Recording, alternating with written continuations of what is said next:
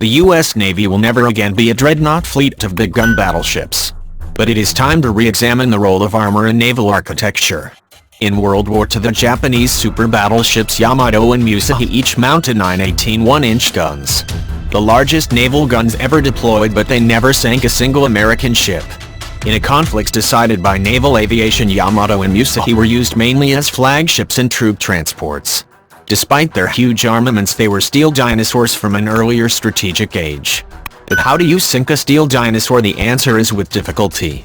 It took 11 torpedoes and 6 bombs to sink the Yamato.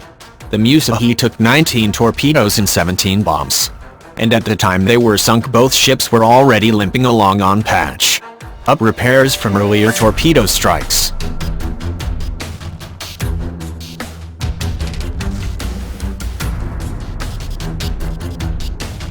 They may have been strategically useless, but the Yamato and Musahi were almost indestructible.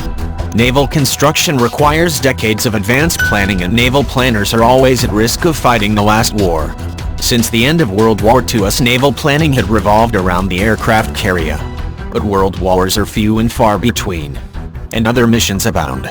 When it comes to countering the rise of China, some of the most frequent missions are freedom of navigation operations, requiring no fighting at all.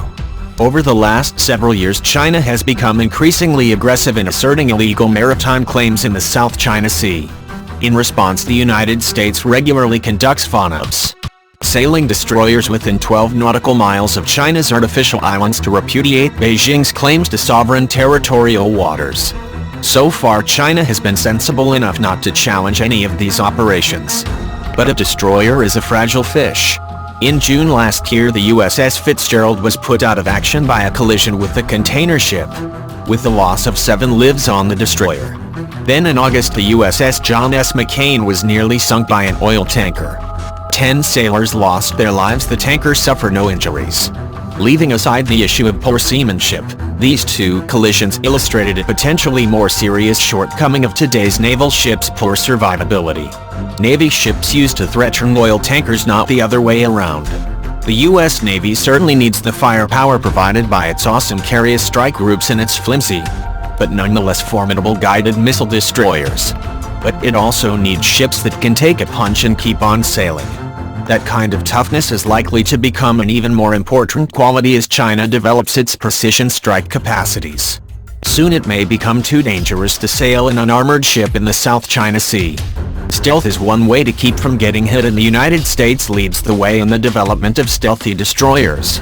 But stealth defeats the purpose of a FONUP, which is to be seen. An old-fashioned battleship is a ship to be seen, and in a big way.